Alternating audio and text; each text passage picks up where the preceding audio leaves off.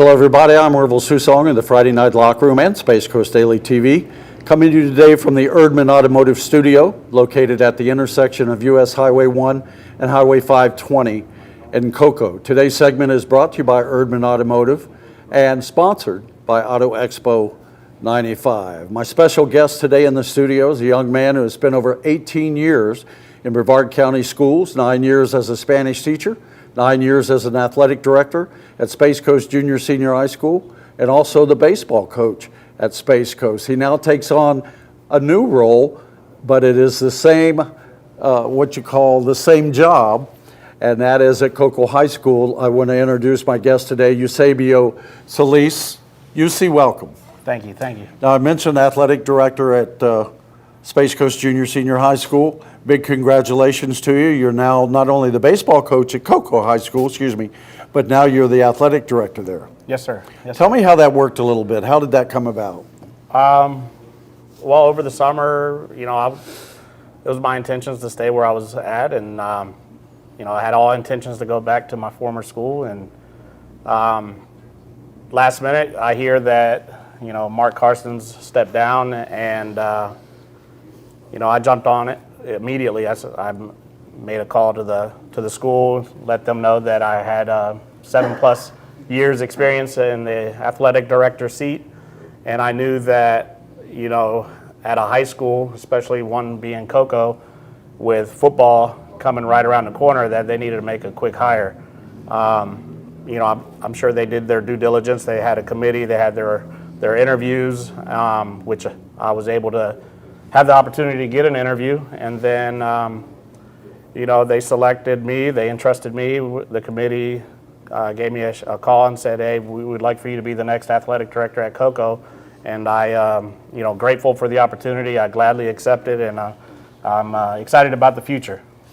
Now you got in there right. This will be your third year if you stay as the high school baseball coach at Cocoa, correct? That is correct. Now, if you look back a little bit before all this happened, at Space Coast Junior Senior High School, you were the athletic director there for 9 years. But more importantly, you rebuilt a baseball program, and you slowly built that to a good program in the county. So they had a lot of backdoor stuff to look at as far as baseball coach, athletic director, and stuff like that. Do you think that made it easier for you? I think it did. Being in a variety of experiences and meeting a variety of people throughout your journey or your career and life always opens doors for you and builds your contact list. And I'm grateful for all the opportunities and experiences I had at Space Coast, and I met a lot of great folks over there in the Port St. John area, and I still keep a lot of those contacts and connections. And I think having that experience went a long way in this decision making.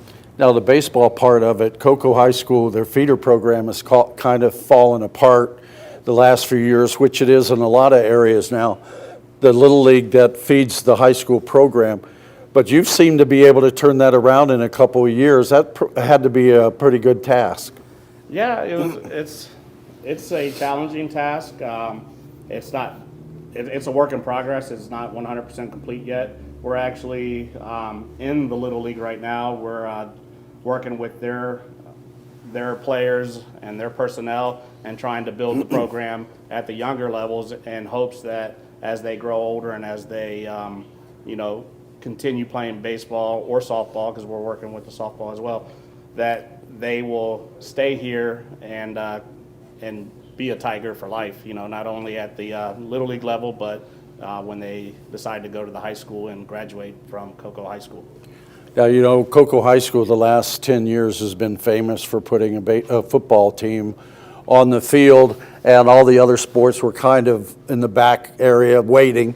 Just like on most schools, football programs are the cash cow, whether it be high school or college. Do you see a problem coming in where you've already got a really, really good established football program, you coming in as the new guy, so to speak? Well, I'm going to lean on the veteran coaching staff there at Cocoa High School.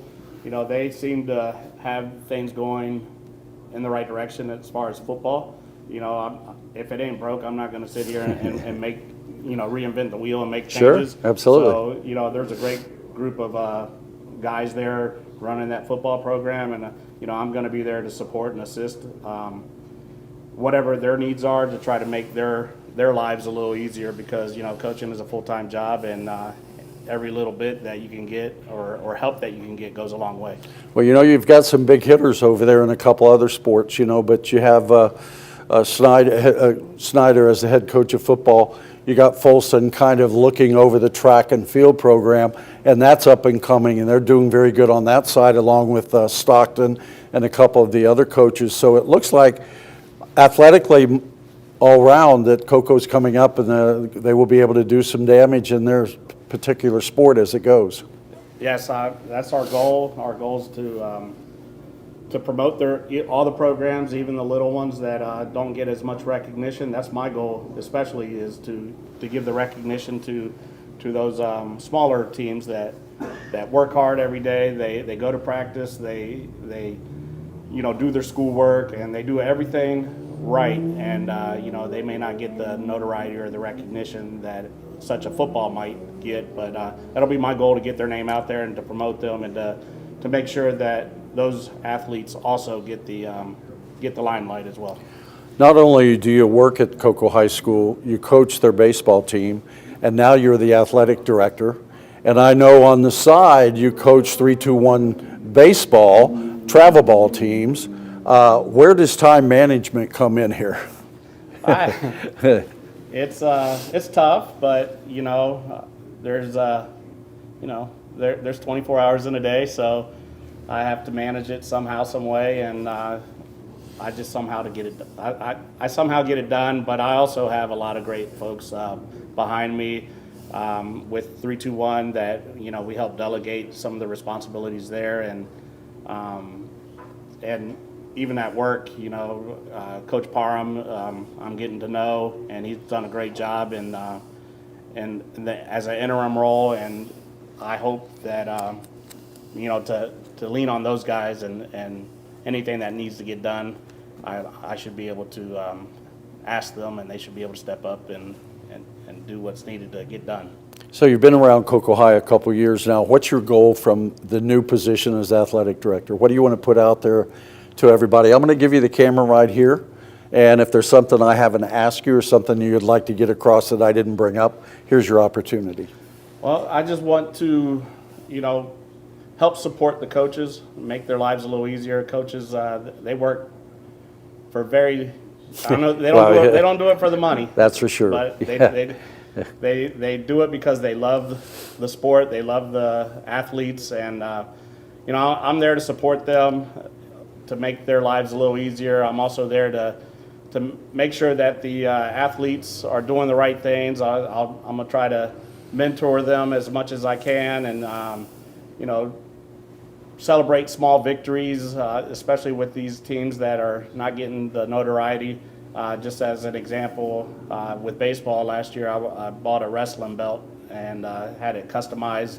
It had Cocoa Baseball, and then at the bottom it had 32926 as we play for that zip code. And every game I chose the player of the game, whether we won the game or lost the game, but I chose a player of the game based on maybe some of the goals they had for practice.